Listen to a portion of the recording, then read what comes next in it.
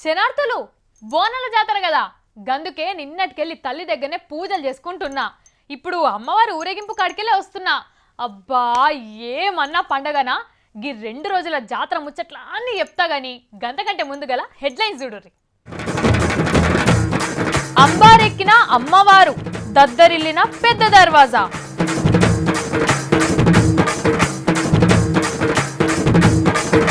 అమ్మ పెడితే తింటానంటున్న పొన్నం, పొన్నాల పోస్టుకు హనుమంతు పొగ.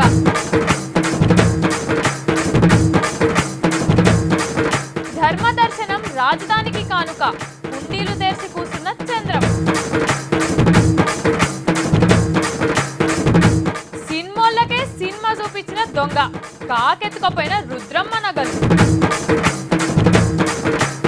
నంబర్ ప్లేట్ టక్కున మార్చుకోండి, ఇంటికాడికెళ్ళే కొత్త రిజిస్ట్రేషన్. ఇదివరకే చెప్పినా కదా బోనాల జాతరకి వెళ్ళి వచ్చినా అని. అబ్బబ్బబ్బబ్బబ్బా అస్సలు సిస్సలు హైదరాబాద్ ఎట్లుంటుందో అవుపడ్డది పొర్రి.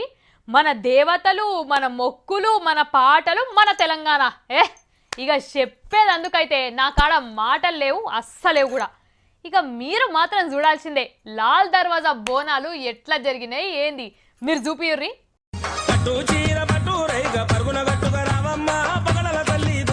అరే హైదరాబాద్ లా బోనాలు మస్తు అవుతున్నాయి పో. పట్నం అంతా పండుగ ఉన్నది. ఎటు చూసినా యాపకొమ్మలే, ఎటు ఇన్నా అమ్మవార్ల పాటలే. ఇక నిన్నయాల పాత బస్తీలో ఉష్క పోస్తే రాలనంత జనం.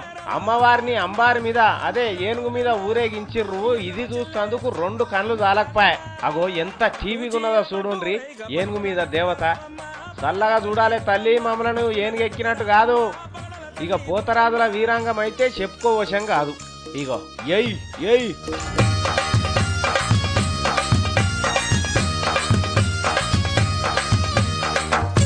తీన్మార్ డ్యాన్సులు, ఘటాల ఊరేగింపు మొత్తం జోర్దార్గా అయింది. 2వ దినం అమ్మలక్కలు కూడా ఆనందం ఆపుకోలేక డ్యాన్సులు వేసిండ్రు. ఇక అంతకు ముందుగానే రంగం కూడా అయింది. మరి ఇంత మంచిగా పండుగ చేసినాం కదా, మరి అమ్మవారు నిమ్మలం అయిందా లేదా అడుగుదాం. దండాలు తల్లి, దండాలు.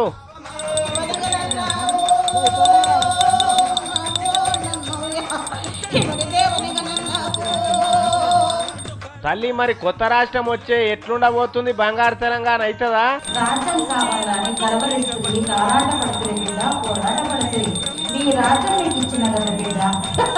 అవును తల్లి, అవును. అంత నీ ఆశీర్వాద బలమే. ఇక రాష్ట్రం అయితే వచ్చింది కానీ వానలు కురుస్తలేవు తల్లి. రైతులు ఆగమైతారు. ఎందుకు ఇట్లా చేస్తున్నావు తల్లి? వానలు ఈసారైనా పడతాయా లేదా? నేను బాగానే చేస్తాను బిడ్డ, నీకు అనుకున్న ప్రకారం అందుబాటులో ఇస్తా. ఈ గ్రామానికి నేను ఏ రోజు రాకుండా ఇస్తా. కలిపోతాను కండక్టర్ కాపాడుకునే శక్తి నాకున్నది బిడ్డ. సరే తల్లి, సరే నీ బాంచనైతాం. ఇక మేమేం ఆవేశానికి గోము, నువ్వు చెప్పినట్టే నడుస్తాం. ఇంటున్నారులా ఇగో అమ్మవారు మనల్ని మస్తు సలగా చూస్తా అంటున్నది. ఇక ఐతారం ముచ్చట. బోనాలు అయినాయి కదా, ఐతారం నాడు మన సీఎం కేసీఆర్ సారు అమ్మవారికి బంగారు బోనం సమర్పించిండు. వానలు మంచి గురువాలే, తెలంగాణ బంగారు తునక చేయమని చెప్పి ఇగో బంగారు బోనంతోని మొక్కుకున్నాడు. మీ అందరికి కూడా భగవంతుని దయ వల్ల, అమ్మవారి దయ వల్ల మీ అందరికి పిల్ల పాపలకు, మీ బిడ్డలకు సుఖము శాంతి కలిగి అందరు ఆరోగ్యంగా ఉండి మళ్ళీ బోనాల పండుగ గొప్పగా జరుపుకునేటువంటి శాంతి సౌఖ్యం అందరికీ కలగాలని కోరుకుంటూ, ఇగో సార్ బిడ్డ బతుకమ్మ కూడా బంగారు బోనం సమర్పించింది. మా నాయనకు మంచి పేరు తీసుకురా తల్లి అని మొక్కుకున్నదట. ఇక విఐపీలు కూడా చాలా మందే వచ్చిర్రు. మహమూద్ అలీ సారు, నాయన్ సారు, దత్తన్న, గిత్తన్న, అంజన్న, తలసాని ఇట్లా చాలా మంది తల్లిని దర్శించుకున్నారు. పోలీసు వాళ్ళు కూడా భక్తుల కోసం మంచిగానే బందోబస్తు చేసిర్రు. ఇగో గిట్లా అయింది పాత బస్తీ అమ్మవారి 2 రోజుల బోనాల పండుగ. మనం కూడా తల్లికి కోపం రాకుండా ఉందాం, సరేనా? మరి మంచిది. అంబర్పేట హనుమంతన్న తెలుసు కదా మీకు? అన్న తెలుసా? గీ ముచ్చట గట్టిగా అంటే ప్రపంచంలో ఉన్న హనుమంతన్న అభిమాన సంఘం మొత్తం ఒకటై గరం అవుతుంది. అవు మరి ఏదో కిస్మత్ ఖరాబై అంబర్పేటలో ఓడిండు గాని అన్న ఢిల్లీ దాకా ఫేమస్. మరి గంత పరపతున్న మనిషి ఓడిపోయినాక ఏం చేస్తుండు అనిపిస్తుందా? ఏం లేదు, సార్కు భవిష్యవాణి బాగా తెలుసు. అందుకే అప్పుడప్పుడు చెప్తాడనమాట. ఇప్పుడు కూడా అదే చెప్పిండు. కానీ చెప్పిన తర్వాతనే కాంగ్రెస్లో కొత్త కథ షురైంది. ఈ తెలంగాణ కాంగ్రెస్ వాళ్లకు నాలుగేళ్ళు గులగుల పెట్టేటట్టున్నాయి. ఎప్పుడు కీసులాడుతూనే ఉంటారు. మొన్న సమీక్ష సమావేశం పెట్టే కాడ లోపట కయ్యం అనుకున్నారు కదా. ఇప్పుడేందో ఎరికేనా, పొన్నాల లక్ష్మయ్య పోస్టు మీద ఆయన పోస్టు పోతున్నదని అంబర్పేట హనుమంతం ఆగబట్టలేక అన్నాడు. మరి ఈయనకేవాళ్ళు చెప్పిండ్రో ఏమో పొన్నాల పోస్టు పోతున్నదని కానీ అననైతే అన్నాడు. ఈయననే ఎందుకు అన్నాడంటే ఈయన నిరంతర ఆశాజీవి. బంగారు చెంచుతో పాలు తాగేయాల కన్నా ముఖ్యమంత్రి అయితా అని రాజీవ్ గాంధీ కాలం సంది ఇదివరదాకా అదే ఆశతో ఉన్నాడు. ఈయనగాడు అది లేదు. పొన్నాల పోస్టు పోతున్నదంటే ఇక నేనే ఉన్న తయారనేది ఈయన బాధ. ఇక హనుమంతం ఆత్మకథ ఇట్లుంటే పొన్నం మీదకి మర్రింది ఈ పోస్టు గిరి. పొన్నం ప్రభాకర్ అయితే బాగుంటుంది, కుర్సగా గట్టిగానే ఉన్నాడు, నోరు కూడా బాగానే తెరుస్తాడు, అట్లనే అరుస్తాడు కాబట్టి గాయనను పెట్టాలని ఎవరో గెలిగించిండ్రు. ఆయన ఊకుంటాడా? ఏం సారో మిమ్మల్ని పీసీసీ చీఫ్ని చేస్తారంటున్నారు, మరి నిజమేనా అంటే ఏమన్నాడు ఈయనుండ్రి.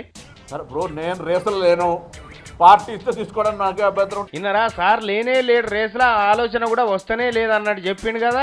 ఏనకసీరు చూడుండ్రి ఏమన్నాడు మళ్ళా.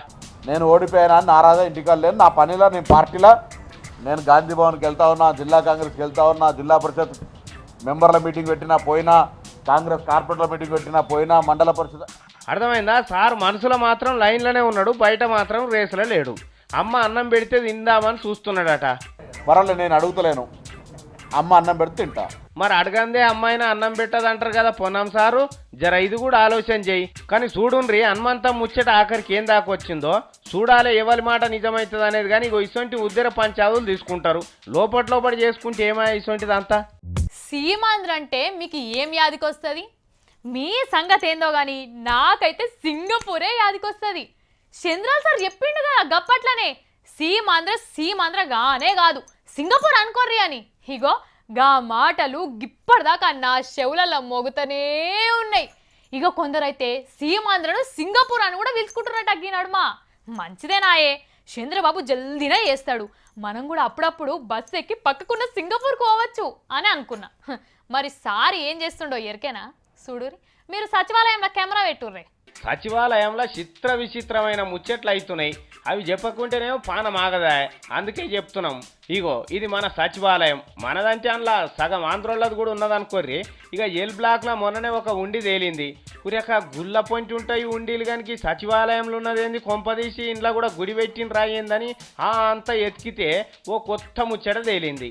ఆంధ్రప్రదేశ్ రాజధాని నిర్మాణం కోసం ఇగో ఈడ ఉండి పెట్టిర్రట. సచివాలయంలో పనిచేసే ఆంధ్ర నౌకర్లు రోజు కొన్ని పైసలు ఈ ఉండిలు వేస్తే ఇది రిండిపోతుందట. అది రిండినాక ఆ పైసలతోని ఆంధ్రప్రదేశ్ రాజధాని గట్టిపడేద్దామని సీమాంధ్ర లీడర్లకు అధికారులకు వచ్చిన మహత్తర ఆలోచన ఇది. ఇప్పటికే కొందరు షాయిలు సిగరెట్ల దాగంగా మిగిలిన చిల్లర పైసలు అని లేచిర్రట. ఈ ఉండి ఆలోచన ఫస్ట్ చంద్రాల సార్కే వచ్చినట్టున్నది. అందుకే సార్ పరిపాలన చేసే లేక్ వ్యూ గెస్ట్ హౌస్లో ఇసొంటి ఉండి ఒకటి పెట్టించిండట, సచివాలయంలో ఇంకొకటి. అయితే సర్కార్ పర్మిషన్ రాకముందే తొందరపడి పెట్టిండ్రని ఈ ఉండిని 2 రోజులకే తీసేసిరట.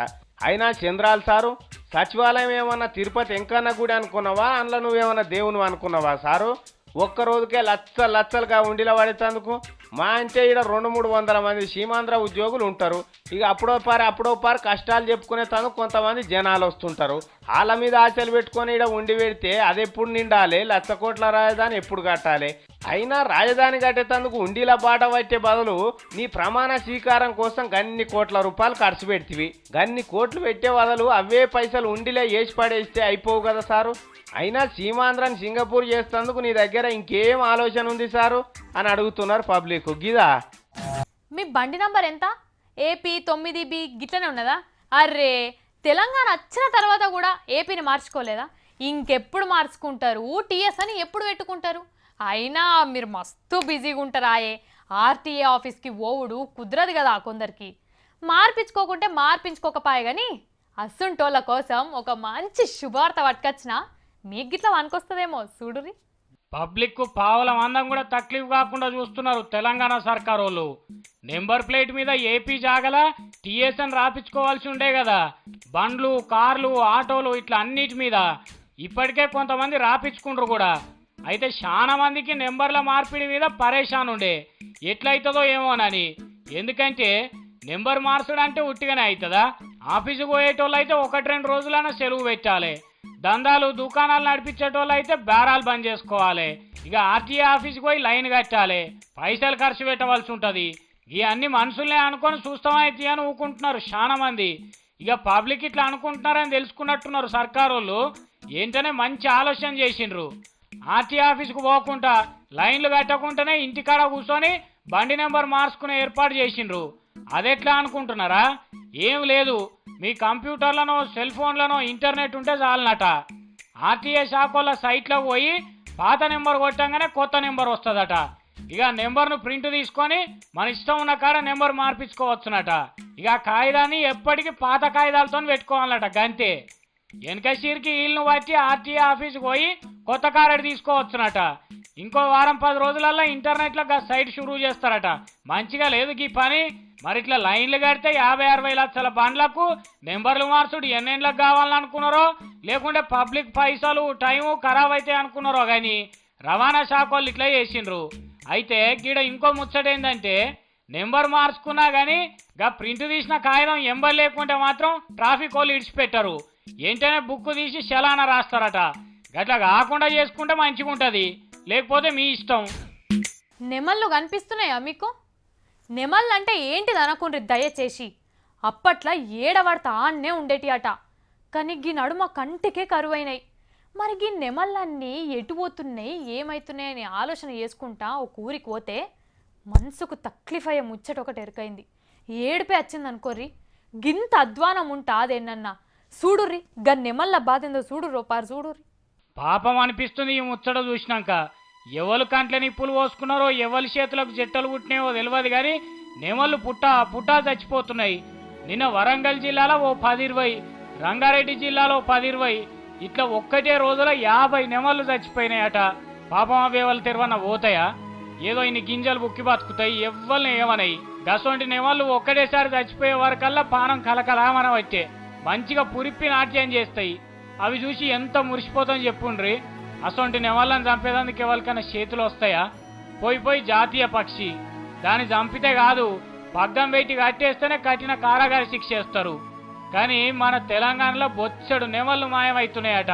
పోసుక తింటున్నారా లేకపోతే ఏం చేస్తున్నారో తెలుస్తలేదు కానీ నెమళ్ళ ఉసురు మాత్రం పోసుకుంటున్నారు. మళ్ళీ ఎవరిని అడిగినా పాపం అంటున్నారు కానీ ఎవ్వరు చంపింది అయితే చెప్తలేరులా. తప్పనిసరిగా బాధ్యులు ఎవరినో గుర్తించి చర్య తీసుకోవాల్సిందే. ఇక ముందు ఈ సంఘటనలు పునరావృతం కాకుండా ఈ యొక్క శాంపిల్ నెమల్స్ను తీసుకెళ్లి ఫోరెన్సిక్ ల్యాబ్లో తప్పనిసరిగా దీని మీద నివేదిక వచ్చేంత వరకు ఒక పౌరునిగా మా పోరాటం కొనసాగుతుంది. వరంగల్ జిల్లా లింగాల గణపురం మండలం షిటూర్ అనే ఊర్లో బావుల కాడికి వచ్చినాయట ఓ నెమళ్ళ గుంపు. మరి ఆ షెన్ల ఏమైనా బోల్కలు కొట్టిండ్రో ఏమో, ఆ గుల్కలు అడుగుమందు తిని అడ్డం పడ్డట్టున్నాయి అంటున్నారు. కానీ ఇట్లా నెమళ్ళు చచ్చుకుంటా పోతే రేపు చూద్దామంటే కూడా కంటికి కనిపించాయి. మన పోరగాళ్ళకో మనవాళ్ళకో నెమలి బొమ్మ చూపించవలసిందే కానీ నిజంగా నెమల్ని చూపించడైతే కష్టమవుతుంది. చూడండి, నెమళ్ళని ఏమనుకుండ్రి, ఇప్పుడు కాపాడితేనే రేపు వీటిని చూడొస్తుంది. 2-3 రోజులకెళ్ళి మంచిగా వానలు పడుతున్నాయి. ఇవే వానలు నెల రోజుల కిందట పడితే ఏదైనా మంచి ఫాయిదుండు. అయినా నెల తర్వాత పడుతున్నాయి, ఇప్పటికన్నా సంతోషమే. కానీ మరి రైతులు కూడా సంతోషంగా ఉన్నారా? వాళ్ళు విత్తనాలు జల్లుకున్నారా? పొలం పనులకు పోతున్నారా? అసలు వాళ్ళు ఏమనుకుంటుర్రు? అరుచుకుందాం పరోసారి. అమ్మయ్య, మొత్తానికి ఇన్ని దినాలకు వానదేవునికి దయ కలిగింది పో. 2-3 దినాల సంది భూమిని నడుపుతున్నాడు. ఈడ ఆడ అని లేకుండా అంతటా మంచిగానే పడుతున్నాయట ఈ వానలు. కానీ ఆనదేవుని ముచ్చట్నైతే గమ్మతే అనిపిస్తున్నదిలా. ఓదికు వద్దురా భగవంతుడా, వరదలు వచ్చి కొట్టుకోబోతున్నాం అంటే కూడా ఈయనకుంటా మీది బాజుకు మయ్య ఆనలు కురిపిస్తుండు. ఇక మన దిక్కేమో పూజలు నోములు చేసినా గానీ సుక్క వాన కూడా జారిడిస్తలేడు. అరే ఎట్లుండే మొన్నటి దాకా కాలం అంతా పోతున్నా గానీ వానలు లేక రైతులు అల్లాడిపోయినరు అనుకోరాదు. విత్తనాలు వేసి కండ్లు వీక్క వంగ మొగుల మీదకి చూసుకుంటా పొద్దెలా తీసిండ్రు. ఇంకో దిక్కు భూమిలో వాచిన విత్తనాలన్నీ మొలికెత్తి ఎండిపోయి చాలా మంది రైతులకు నష్టం కలిగింది. ఇంకొందరు అయితే ఆశ దాలించుకోక ఎలా పడుతుందో రేపు పడుతుందో అని మొలకలు ఎండిపోయిన కొద్దికి అప్పులు చేసి 2-3 మాటల విత్తనాలు పెట్టిండ్రట. ఆఖరు కూరల పబ్లిక్ అంతా ఎన్నలేని కొత్త పూజలన్నీ చేసిండ్రు. దయచూపు దేవుడా అని. పొలాలకు నీళ్ళ ముచ్చటేమో గాని ఇంకా 10 రోజులు వానాలు పడకపోతే పబ్లిక్ తాగేదందుకు కూడా నీళ్లు కరువైతుండే. కానీ అట్లా కానియలే. ఇన్ని దినాలు అయినాక ఆనదేవునికి జాలి కలిగి మొక్కలకు జీవి గంజి లెక్క 2 సుక్కలు ఇడిచిండు. అయితే ఈ వానలు సీజన్లో పడేటి కాదు, తుఫాన్తో వస్తున్నాయని కొందరు అంటున్నారు. ఏదైతేంది భూమి తల్లి తడిసి పంటలు పండితే చాలు. ఇట్లనే ఇంకో 4 దినాలు పడితే బాయిలు కుంటలు చెరువులు నిండుతాయి, పబ్లిక్ తక్లీఫ్ లేకుండా అవుతుంది. ఇటు కూర్చోవాలనా అటు కూర్చోవాలనా, ఇట్లకెళ్ళొస్తాయా లేకుంటే మీదకెళ్ళే పడతాయా? నా పరేషాన్ ఏందనుకుంటుర్రా?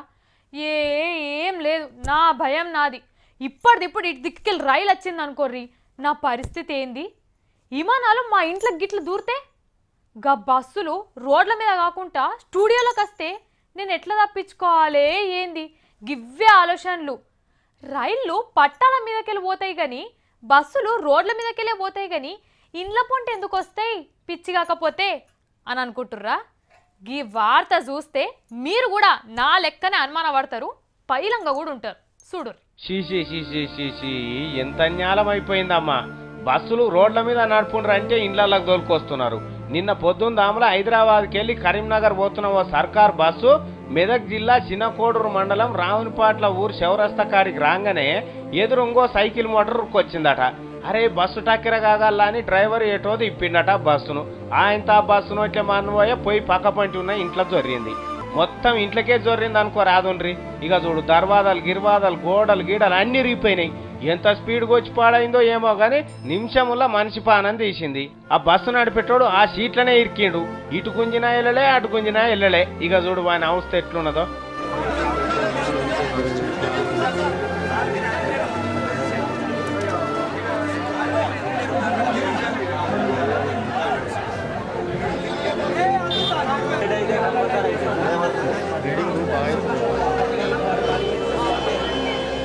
మెల్లిగా నడిపితే రోగం పుడుతుంది. ఓ కొంపలన్నీ కొట్టుకపోతున్నాయి అన్నట్టు బుయ్యా ఉరుకొస్తుంటారు. జర ఊర్లో నడిమిట్లకేని పోయేటప్పుడు మెల్లిగా పోవాలి. ఆ సైకిల్ మోటార్ కూడా వాని చెవులలో జీడిపోయా ఈ బస్కి ఎదురుగా ఎందుకు వచ్చి పాడైందో ఏం కథనో. చూస్తందుకు వచ్చిన ఊరోళ్ళు కూడా అయ్యో నీ ఘోరంగా అని కళ్ళ నీళ్ళు తీసిరి. మరి ఆ బస్సులో ఇంకా ఎవరెవరున్నారో వాళ్ళకి ఏమైనా దెబ్బలు తాకినాయో తెలియదు కానీ డ్రైవర్ను మాత్రం అటు చేసి వాళ్ళకేని ఉడబీకిండ్రు, దావకాన కేసుకపోయినరు. ఏందో ఈ నడుమ సినిమాలు చూసిడే అయితలేదు. టాకీసు దగ్గరనే ఉన్నది కానీ రికామేడుంటుంది చెప్పుర్రి. ఇంటి పన తీరది, ఈడికొచ్చి వార్తలు చెప్పాలి. ఇక కొంచెం టీవీ కూడా చూడాలి. ఇక గిన్నిగానం పనులున్నాక సినిమాలు ఏం చూస్తాను చెప్పుర్రి. సినిమాలంటే యాదికొచ్చింది, ఎవలో హీరోయిన్ నగలు పోయినాయట. సినిమాలో కాదు బయట నిజంగానే జరిగిందట. సినిమాలో చూయించినట్టు మాత్రం హీరో ఇక్కడ దొంగను పట్టుకోలేదు, నగలు తెచ్చియలేదట. అయినా అది సినిమాయే గిది నిజమాయే అనులున్నట్టు బయట ఉంటారు. అసలు గా నగల ముచ్చటేందో అరుచుకుందాం పరి. ఎవడో గాని సినిమాలోకే పెద్ద సినిమా చూపిస్తుండు. జేజమ్మ అనుష్కమ్మ ఉన్నది కదా, ఆమె రుద్రమాదేవి అనే సినిమా చేస్తుంది. ఇక అందులో కథ ప్రకారం హీరోయిన్ ఒంటి నిండా నగలు పెట్టుకోవాలి. ఇక సినిమా నగలంటే అంత డూప్లికేట్ బంగారమే ఉంటుంది. కానీ ఈ సినిమా డైరెక్టర్ గుణశేఖర్ సావుకు కొంచెం మేధావితనం ఎక్కువే. నిర్మాతలతో పైసలు ఎట్లా ఖర్చు పెట్టియాలి ఏంది కథ అని బాగా ఆలోచన చేస్తాడు. ఈసారి కూడా గట్లనే ఆలోచన చేసిండు. ఇప్పటికే అనుష్కకు ఆమె ఒరిజినల్ ముఖం ఏర్పడకుండా పౌడర్ బాగా పెట్టినాము, చీరలు కూడా మంచిగానే కట్టించినాము. ఇక నగలన్నా ఒరిజినల్ పెట్టిద్దామని అనుకొని ఒరిజినల్ నగలు తీసుకొచ్చి పెట్టించిండ్రట. ఇక డైరెక్టర్ గీ తీరుగా ఆలోచించుకుంటా సినిమా తీస్తుంటే డైరెక్టర్ కన్నా ఇంకా ఎక్కువ మేధావితనంతో ఇంకెవడో ఆలోచన చేసిండు. ఓ దిక్కు అందరు అన్నాలు తింటుంటే ఇంకో దిక్కు ఆడు బస్సులో దాచిన నగలను ఎత్తుకపోయిందట.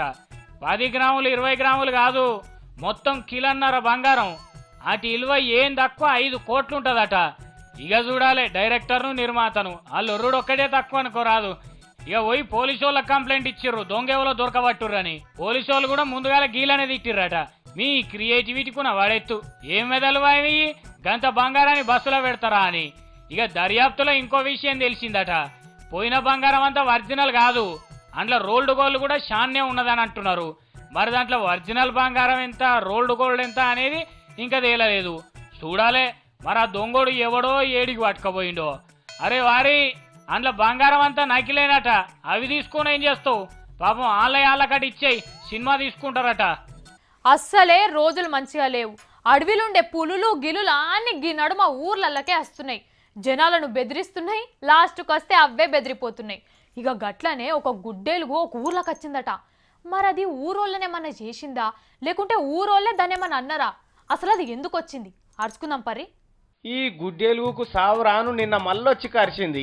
ఏడంగొస్తున్నాయో ఏం పాడైందో గాని వరంగల్ జిల్లా పరకాల పక్క పంటి ఉన్న మల్లక్కపేటల మబ్బుల 5 గంటలకు అట ఒక గుడ్డెలుగు ఊర్లోకి జొర్రిందట. ఊరంటే అదే ఊరు పక్క పంటి అనుకోరాదుండ్రి. ఇక పొద్దుగాల అందరు చెంబట్టుక పోతారు కదా, అట్లనే పోయినరట. పోయే వరకాల గుడ్డెలుగు గుర్రు గుర్రు అంటున్నదట. అందరు అది చూసి భయపడి ఊర్లోకి ఊరుకొచ్చిండ్రట. అంతేనావులా? ఊరికొస్తా నేను అది గుర్తు సౌండ్ విని పక్కకు జరిగాను. ఇట్లా వచ్చింది, నన్ను నెట్ అయింది, అటు అడ్డం పడ్డా. ఈ అడ్డమైన గుడ్డేలుగు పట్టేందుకు చిన్న తిప్పల పడరా, చిన్న బాధ అయిందా? పొద్దుగాల దొరికితే ఊర్లే పొద్దుగుట్లే పడదాకా దొరకకపోయా. జనం పట్టుకుందామని ఉరికితే తొడా గిడ అంత గోరికిడిచి పెట్టింది ఒక ఆయనని. జర్ర అయితే మొత్తం చంపునో ఏమో. ఇక చూడండి ఈయన ఎట్లా కోరికిందో.